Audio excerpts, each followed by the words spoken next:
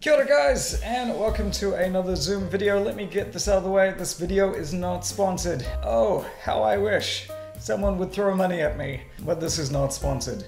Last week I did the first Zoom video of the year. I have been away on holiday, and I've been doing a few other things, or trying my hand at some other things, so it took until February for me to get a Zoom video up.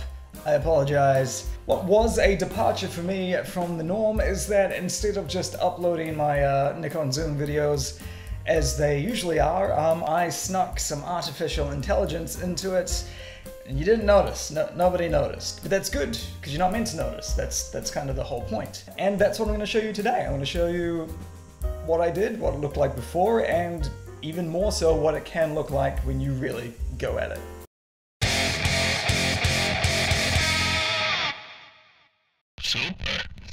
Right, so I'm not going to try and get into the nuts and bolts of AI with you guys, much like I wouldn't try and explain brain surgery to you because I'm just not qualified. But the short of it is artificial intelligence is basically them showing a million photos of a cat to a computer and being like, this is a cat. And then the next time a photo of a cat comes up, the computer's like, that's a cat. And it's essentially the same thing here. They're like, here's a million photos of what a tree looks like. The next time you see a tree, make sure that tree looks like a tree. You would have seen this technique used in documentaries like Peter Jackson's They Shall Not Grow Old, where they've used AI to insert frames to give it a smoother appearance. There's a lot of YouTubers who go back and they go through really old stock footage and they colorize it. That's a whole different thing. But they add frames, they make it smoother, they make the image crisper. That's pretty much what I've done here, is that I've used software to do exactly that to footage that wasn't completely crap in the first place.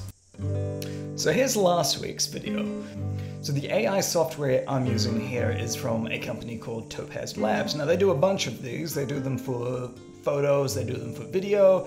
They all do slightly different things, but this is a general video enhance AI program. So all I've done in the last video is use their suggested filter and just run it against my stock footage.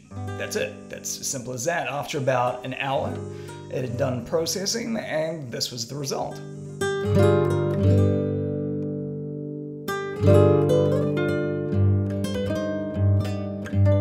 So one of the main things that sticks out for me is the crispness and detail that you can actually make out in some of the trees, the ones that are close at the start of the video, and even some of the ones off in the distance.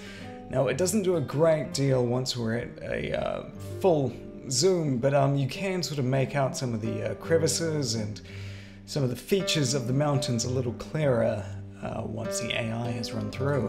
The thing I wanted to show you guys this week is how you can add in extra frames. So what I've done here is gone up to 60 frames per second, side by side, and you can immediately tell the difference. It's a lot smoother when it zooms. It does lose a little bit of color, but you can also correct that using whatever editing software you're using at the time. Now again, this isn't something I am trying to sell you on. In fact, I'll leave the link below, but you can go try all this software out for free.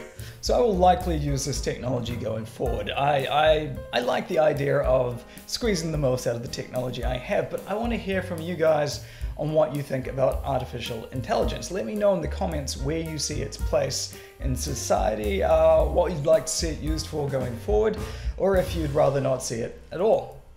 Anyway, that's all for today. Ka kite anō, have a great weekend.